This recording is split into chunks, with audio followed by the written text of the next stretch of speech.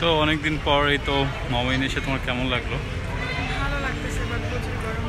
আমি যখন আসি তখনই গরম হয়। আসলে গরমের সময় গরম হবে, এটাই স্বাভাবিক, তাই না? আজকে বেশি আজকে আসলে অনেক গরম আর কি। তো আসলে একটা সময় প্রায় প্রতিদিনই আসা হতো আর কি। তো এখন আসলে একটা জায়গায় বারবার আসতে আসতে ভালো লাগে না, অনেকদিন পর পর আসতেছে আর কি। তো আজকে অনেকদিন পর এসেও সে ভালো লাগছে, তাই না?